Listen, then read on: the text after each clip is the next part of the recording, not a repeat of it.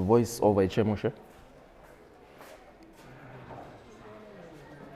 Okay, boy. Okay, boy. Sure. Okay, boy. Test 1, 2. Okay.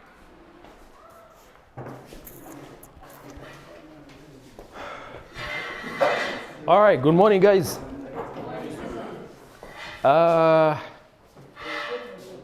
Where's my assignment? Are people even studying? We'll see from the test that you're going to write. Okay, so I'll have those papers after this class, just 1 hour. But I do not want to see anyone writing or solving this paper. If you want to do this assignment, you want to finish it, just go outside, because here you're just wasting time. Okay? So either you go and finish it up, then you come back. That's hoping that you still find us, or you stay in here. If you're done, I want you to be concentrating on what we're doing today. All right?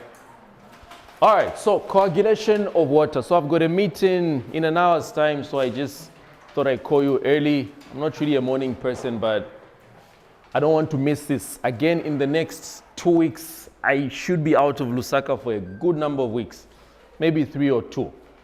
So I want us to push as much as we can so that there is just very little remaining. This topic is topic number 2, right? Yeah. We just have 4 topics. This we can actually cover everything today. It doesn't have so much calculations. A lot of it is just you trying to read, you trying to understand the principles. So, and I believe you guys are good at that. All right. So coagulation of water. This is like revision to me, because you guys have been talking about this since when? Second year?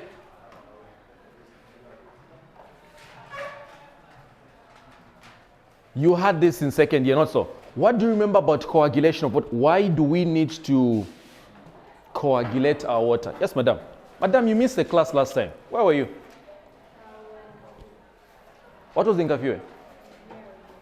Huh? You are doing engineering work. Ah, okay. Great. How was it? Did you share with the colleagues? Why? Huh? So guys, I think I've mentioned this before.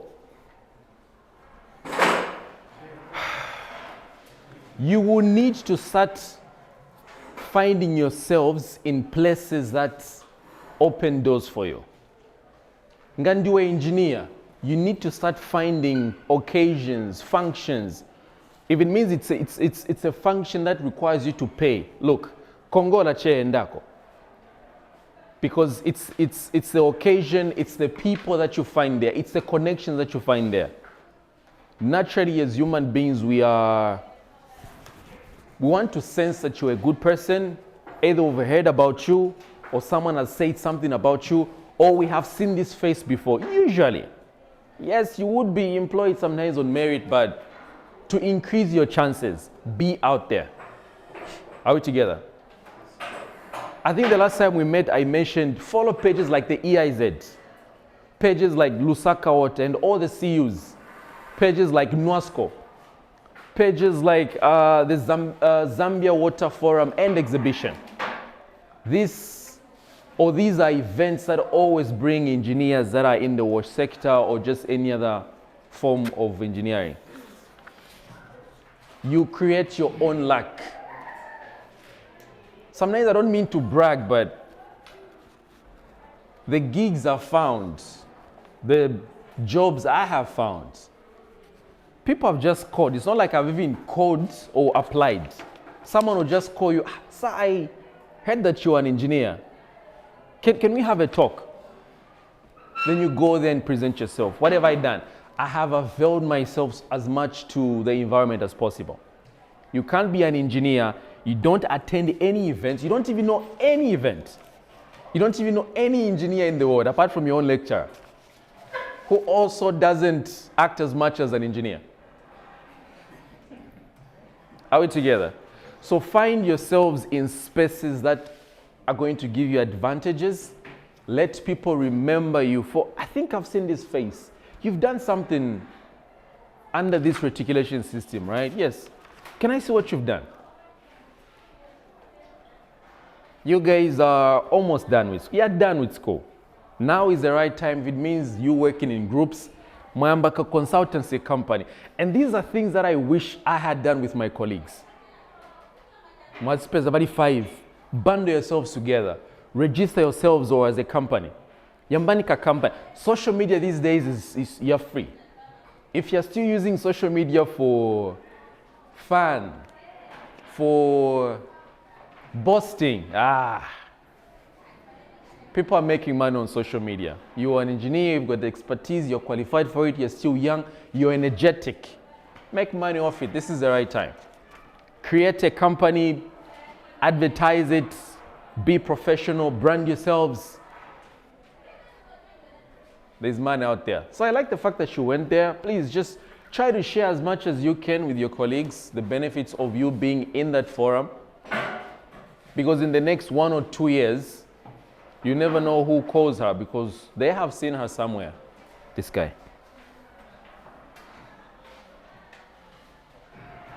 Okay? So what was the week about?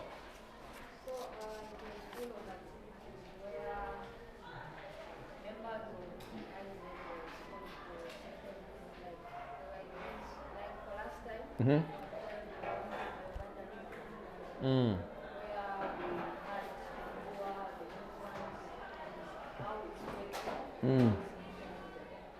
Okay. Okay. Mm-hmm. Yeah.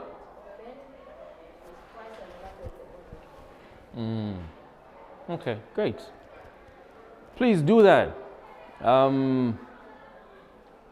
I try to share as much as possible with the things that I wish someone had told me. And one of those things you can ever do, be out there. Like you can't just be known for chills, huh? Do I'm a chills, che? Come on, man. If it's not engineering, find a hobby, find an interest that can make you money. Then take yourself out there. There are parts of the world that are controlling things such as TikTok. Like now, TikTok can't just be for fun and games. And there's an age limit to it. So in those countries, 70-80% of what you find, let's say, on TikTok is educational. Someone is talking about how to embrace, how to become better maybe at speaking. Someone is talking about how to hack computers, whatever. So they have got channels like that and everybody's learning, okay? If they sense that what you're putting up doesn't really benefit society, they just take it down. And the people that created TikTok are the ones that are regulating how its own society is consuming that. When you think about it, this is war that is of a certain level. You won't think that countries are fighting, but the best way I can fight you now is to be smart about it. So whilst I give you an application that allows you to just have fun, because I created it, I know the dangers of it, right? For me, I know how to control my own generation of how they can use it. Well, our TikTok is just all over. I mean, people just do everything. Nothing so much educational. But the owners that created it, they know the danger, so they do something reasonable with it. So make use of some of these platforms for sensible things, guys. Follow some pages, know some people out there, and life will be great. Coagulation.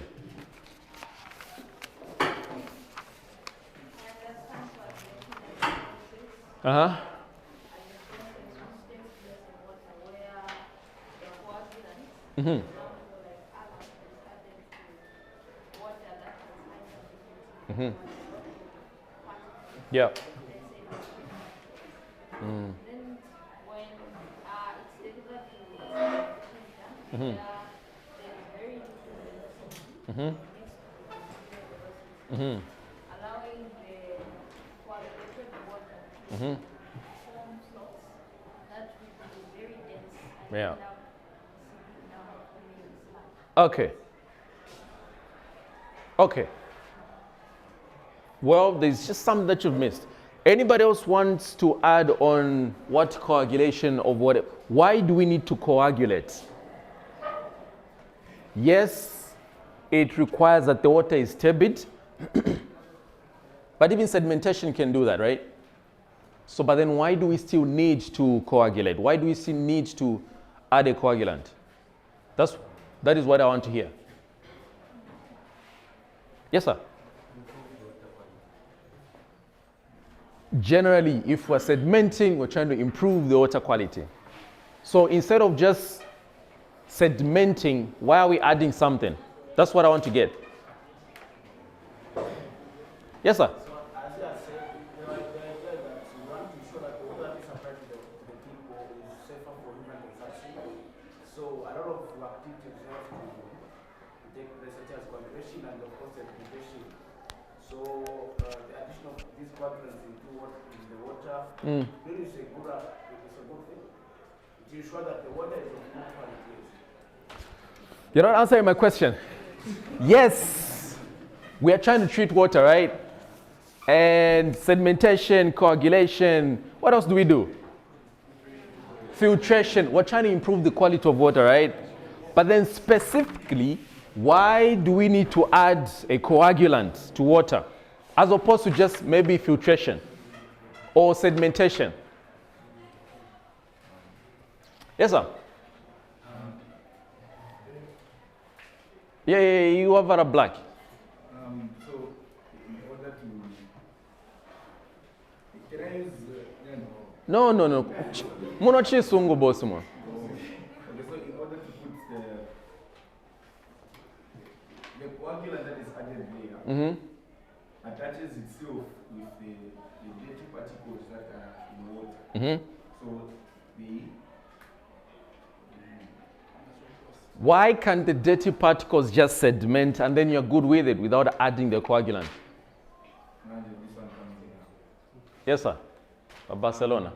Most of the times, the suspended solid particles are negatively charged. So we end up adding the alarm is positively charged and it rises the rate of forms flow. Okay, almost there. Yes? To remove? What's the difference between a colloid and a sediment? You say to remove the colloids, right? Why are you not saying to remove the sediments? Why are you saying the colloids? What's the difference? We're just revising. You guys did this work in second year. You even cleared. I even saw my A+. Yeah?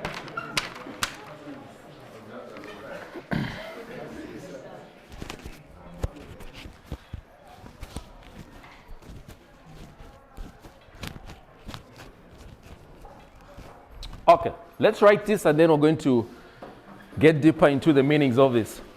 Coagulation is to be adopted when turbidity of water.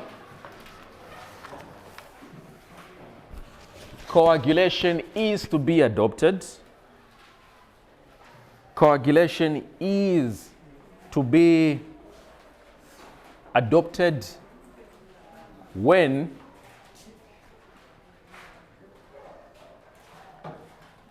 turbidity of water exceeds about 40 particles per million. When turbidity of water exceeds about 40 ppm, are we there? It should, however, be remembered. It should, however, be remembered. It should, however, be remembered that it is not a complete process, that it is not a complete process by itself. By itself. Full stop. It simply assists in plain sedimentation. It simply assists in plain sedimentation.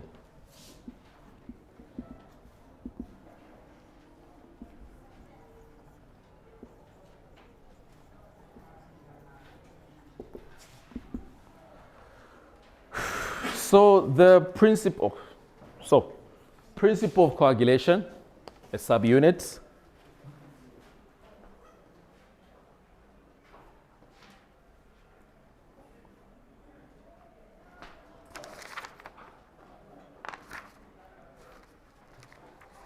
All right, so let's say floc formation. So just what you say, formation. But let's just add a bit more of some technical words to what you were saying. See, it's really important to, any word that is technical, take keen interest in it. Like learn it, know how to pronounce it, or is it enunciated? Those are words that differentiate you from one person who calls himself an engineer to the other, okay? I always give an example of lawyers. They have their own words, okay? And they stick to those. They know those words a few people know, and when they use it on a client, that already just convinces the client that you know what you're talking about. So you may know the principle, but you knowing the right language is equally important. Are we together?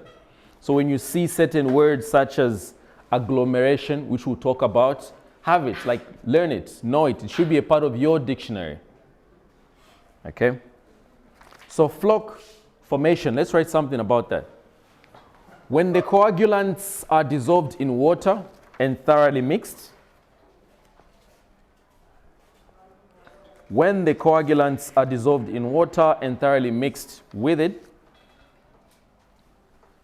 when the coagulants are dissolved in water and thoroughly mixed with it, when the coagulants are dissolved in water and thoroughly mixed with it, positive and negative ions are dissipated. Positive and negative ions are dissipated. To dissipate is to give out, right? Or to go. Positive and negative ions are dissipated. Full stop. Are we there? The positive ions react with negatively charged colloids. The positive ions react with negatively charged colloid particles. The positive ions react with negatively charged colloid particles and neutralize their charge as shown below. And neutralize their charge as shown below. So if you're going to add aluminium, which is a positive, to a colloid, which is negatively charged, these get to neutralize each other, and then we're just going to have what we call an aluminium colloid. So this is the formation of a floc. Are we together? So because the colloids are negatively charged, and then the coagulant has the positive ions which get to work together, then they neutralize. Let's continue with the statement. After losing charge, because there's a negative in the positive and they lose the charge, after losing charge,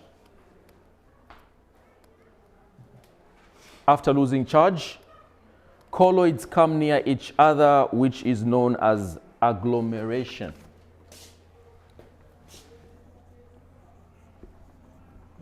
Agglomeration. So take interest in some of these words. You know, there is no nutritionist who would know these words. There is no animal scientist who would know this word. So when you're talking to them, you use such words, you're setting yourself apart. Okay? So after losing the charge, colloids come near each other, which is known as agglomeration. Full stop. Are we there? Closely packed colloids form lumps. Not lumpiancy, man. Maybe it could be. Closely packed colloids form lumps or flocks. Lumps or flocks,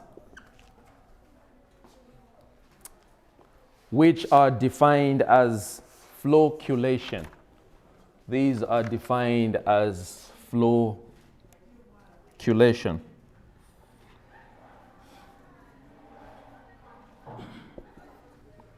Closely packed colloids form lumps or flocks, which are defined as flocculation. So,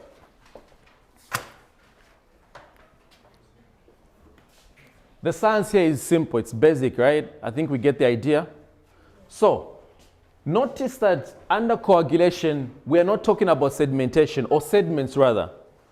We are talking about a colloid or colloids.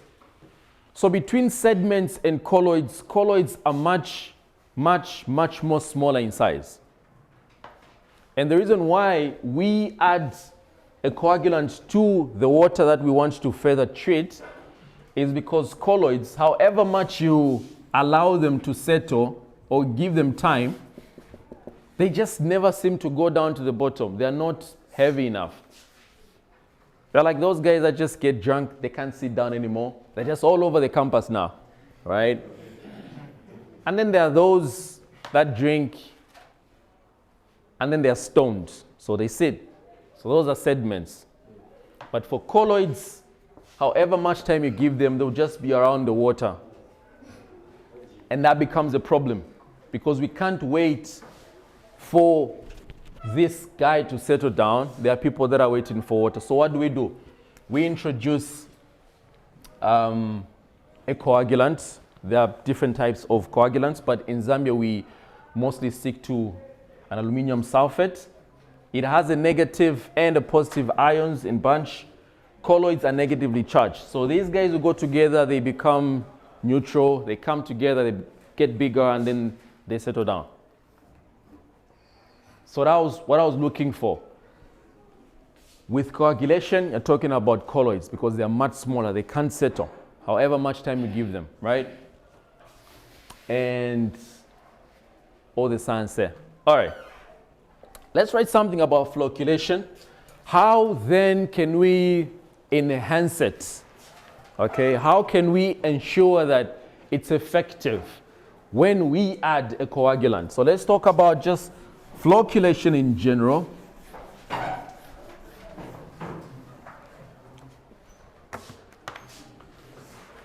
So we can say factors affecting. Okay, this guy is not working anymore.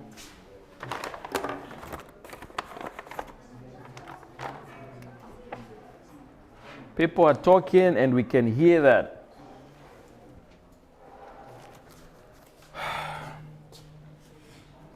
So factors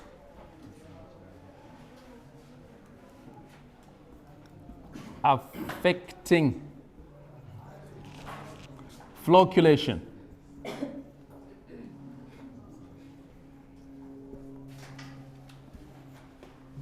So one, anybody like to give a guess?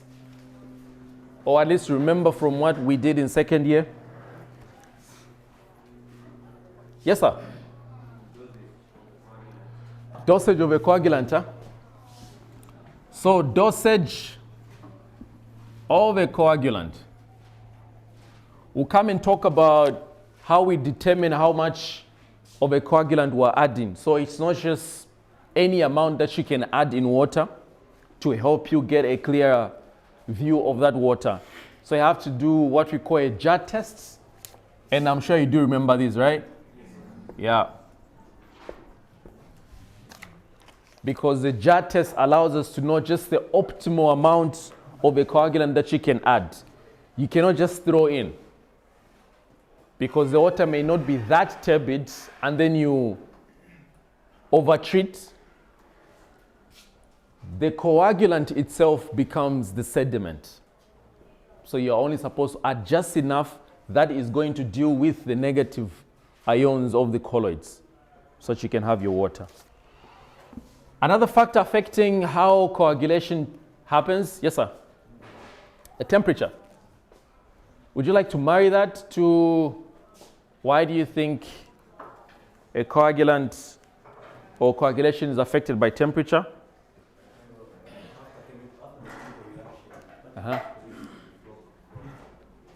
After chemical reaction?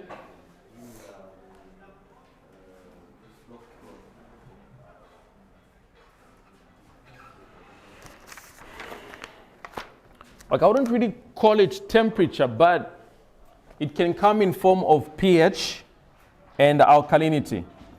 So pH, how alkaline that water is. Alkalinity. Okay. Another factor affecting this is how you are feeding the coagulant. So your coagulant can be in powder form, it can be in a solution form, but generally what works well is this water needs to be thoroughly mixed. So if it's water that you're introducing to the raw water, then that's fine. What I mean is that if you make a solution of a coagulant and then you're introducing it to the water that you're treating, you are likely to have or achieve greater results. The other factor you have to consider is the mixing, okay? So flash mixing. What devices are you using to help you thoroughly mix the water? And last but not the least, it's just the horizontal velocity. I think Madame talked about it. Velocity and the detention time.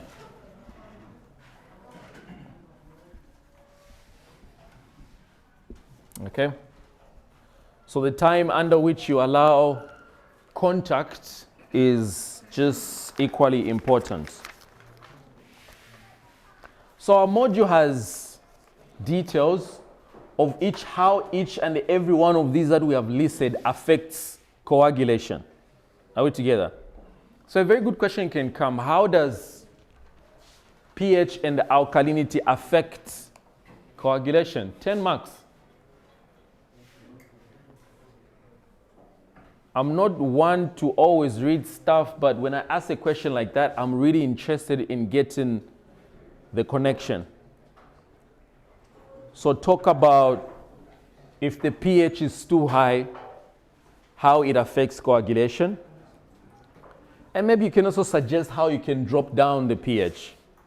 You make the water alkaline, right? Or at least you drop it.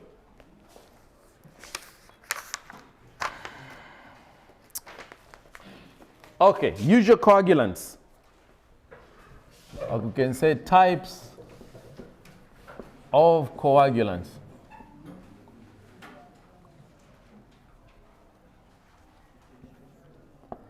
So one, we have what we call aluminium sulfate. We have what we call aluminium sulfate.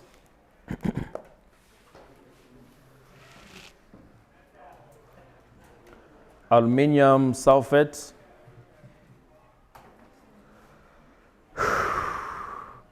Are we there? And so this is the most, I think, widely used. I don't know about other countries, but I can speak for my country.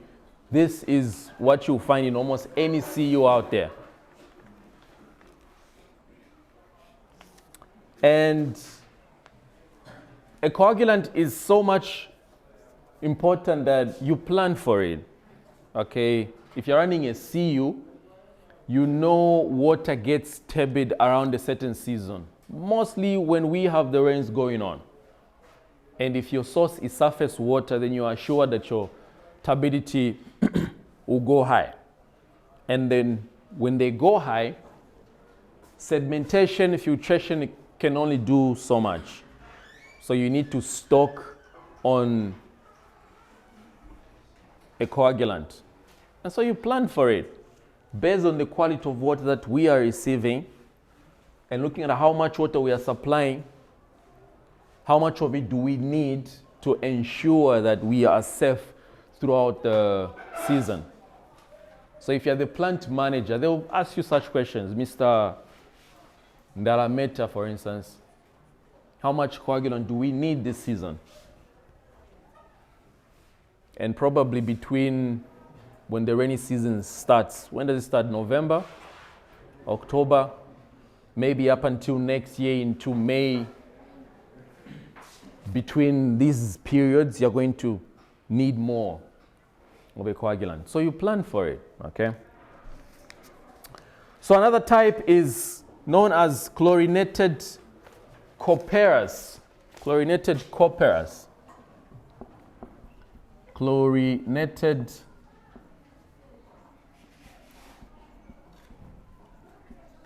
copperas. The third one is ferrous sulfate and lime. So all these are just typical examples of a coagulant. Ferrous sulfate and lime. The fourth one is magnesium carbonate.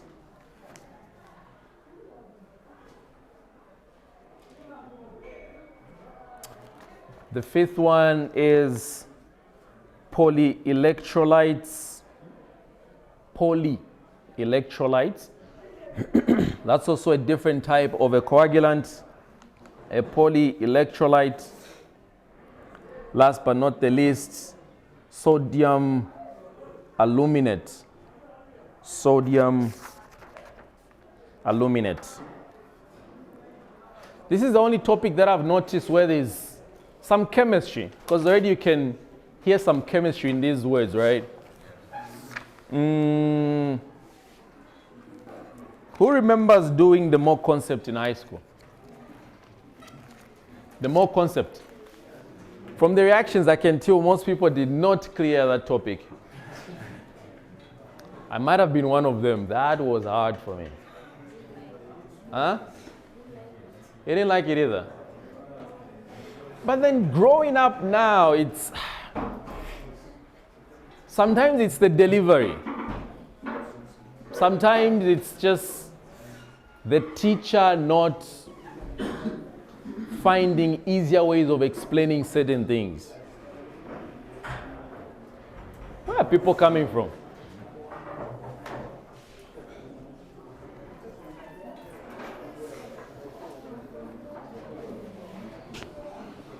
Can we be quiet, please?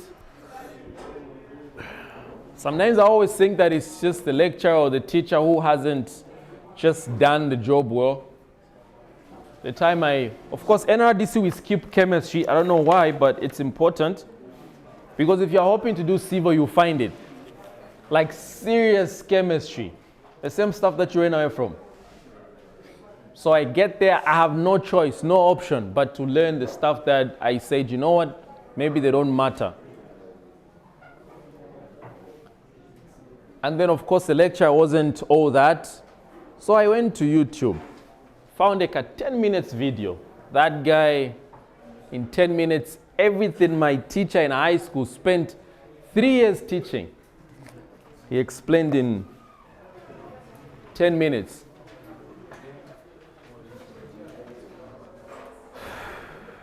Okay. So there's some chemistry in the module which is not part of our syllabus really.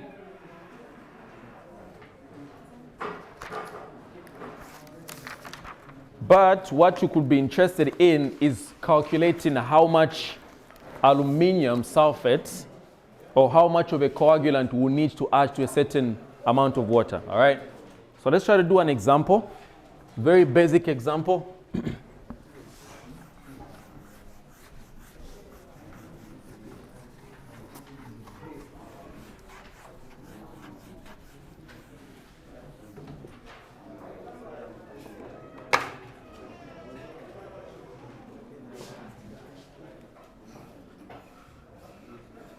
First of all, I'm always seeing different faces here.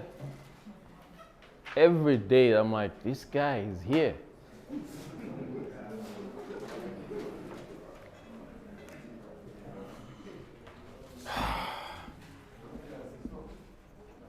So problem 7-1. So listen to the question. So you are the branch manager. You are the branch manager. You are the branch manager for Luapula Water Supply and Sanitation Company. You are the branch manager for Luapula Water Supply and Sanitation Company. You are the branch manager for Luapula Water Supply and Sanitation Company. Find out the quantity of alum.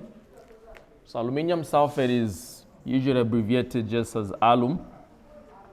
Find out the quantity of alum required to treat 9 million liters. 9 million liters of water per day. 9 million liters of water per day. Find out the quantity of alum required to treat 9 million liters of water per day. Full stop. The dosage of alum, the dosage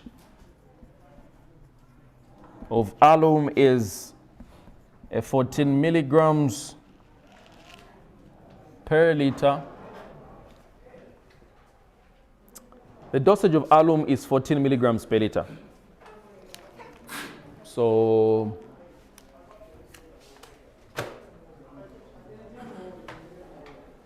this one is simple, not so? Okay. But then a few things that I want to bring to your attention is that one, 14 liters per liter, and then you're dealing with so many liters. It's just basic arithmetic, right? But what I would want you to do is notice that these are milligrams, which you can convert into grams. But you're an engineer, you cannot present your information in grams, so convert the grams into kilograms. Are we together? So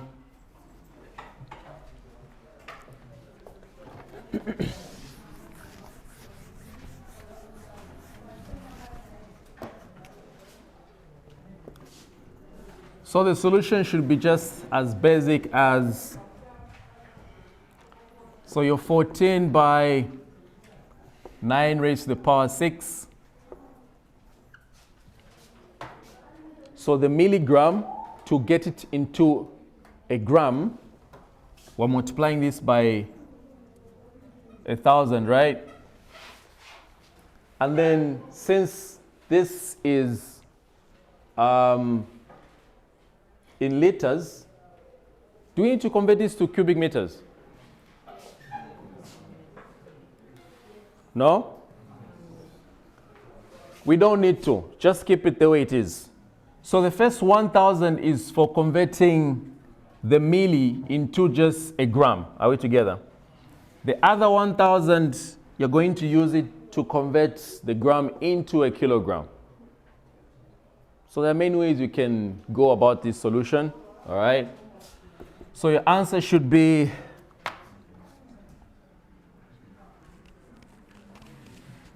126 kg. So present this information in kgs. Now, you probably have seen how I sometimes think, right? I always try to bring a bit of some twist to a question. Because the last question that we solved in, and I'm sorry to use this as an example, in hydrology, it was just for a year, right? But then the question that I gave you was for 2 years. Did you notice that? Or you didn't notice? You need to come sober to my exam, guys. If you want, you'll be solving things that are not there. All right? So, even this one, the question says per day. You've been asked to solve the question for a day. For me right now, the next time I create a question, I'm going to say, can you solve for quarter of a year? So you know what to do when you find that 126 kgs, right? Did you get the question? Should the question next time be everything being the same, except there can be an additional information to say, as the branch manager, solve for the amount of aluminum sulfate you need for quarter of a year. This is just for a day, right? How many days are in a quarter of a year? So you just multiply the 90 by that. So pay attention to the instructions. I may just twist things a little bit in the same frame, but just to see if you are awake.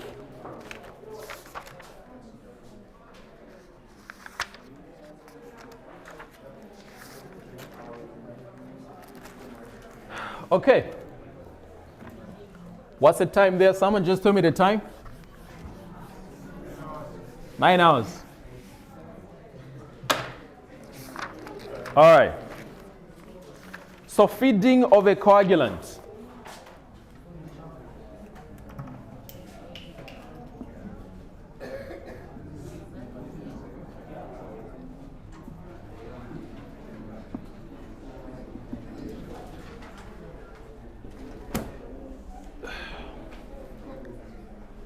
Is the noise coming from outside or it's just within here? Guys, look, we're not here for long. We can't be see someone's here. See, when you talk, I feel like I need to shout. And when I shout, I get drained. When I get drained, it's frustrating, right? And then before you know it, I try not to, don't push me to those lengths. It's not good for my health. So, feeding of a coagulant. One, there's what we call dry feeding. Look, you can read about this, but I'm pretty sure you understand what this means.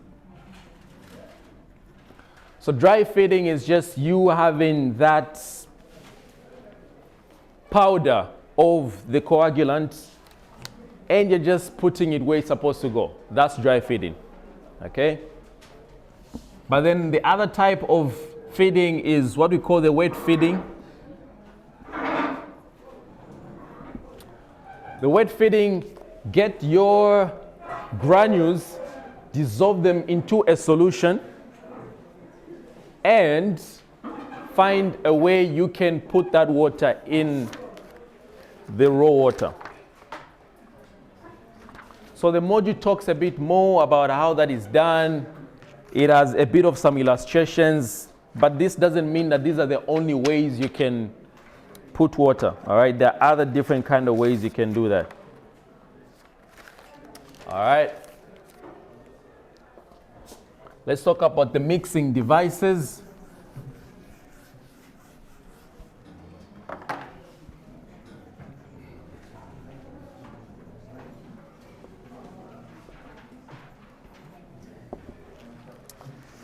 How do we mix?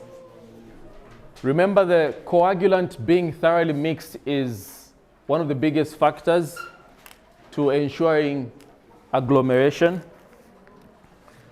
There are devices that one needs just to ensure that you're okay.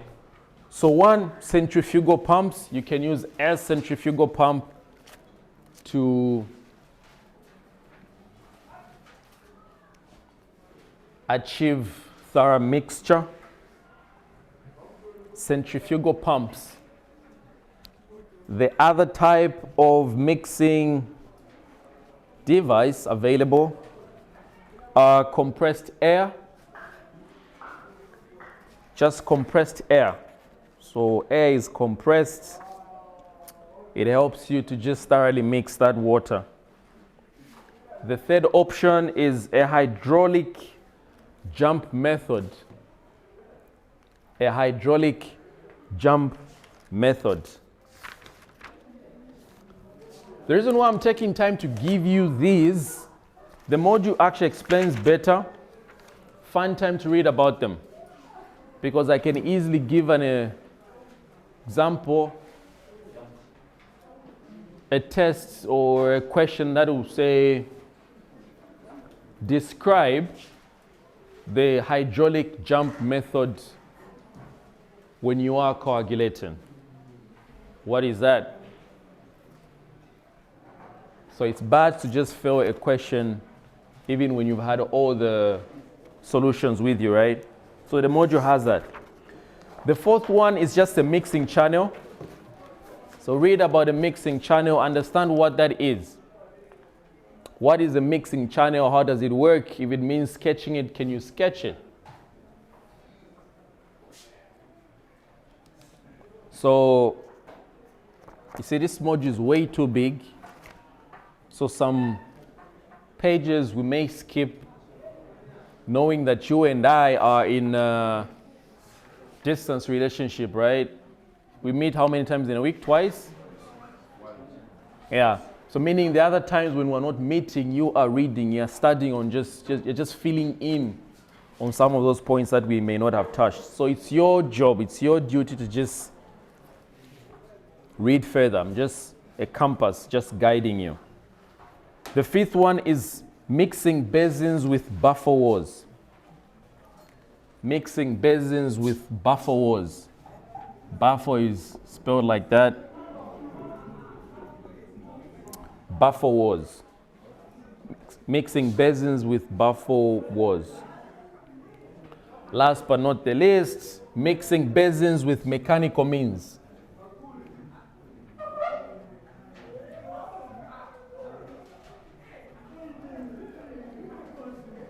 Okay?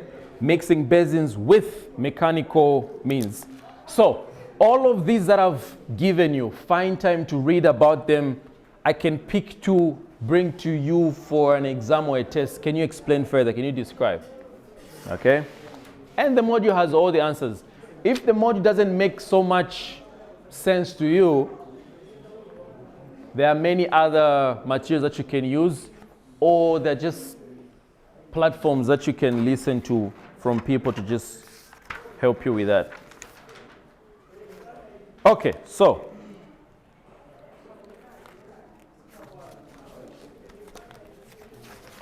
next time we meet, I don't know if it's supposed to be the next time we meet we even talk about this, because you guys already know about the jar test.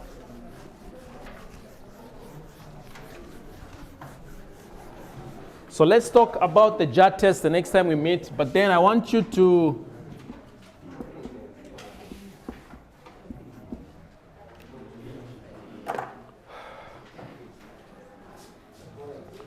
read about the jar tests, okay? Find some examples that you can find. Between now and, of course, tomorrow we're meeting for a different course. Between now and next week for this course, please find time to read something about the jar test. I'll come with an example so we can just go straight to that example we solve. Or I can still give you that example in advance. You look at it and see how you can go about it. Are we together? Any questions? Any questions? Yes, sir.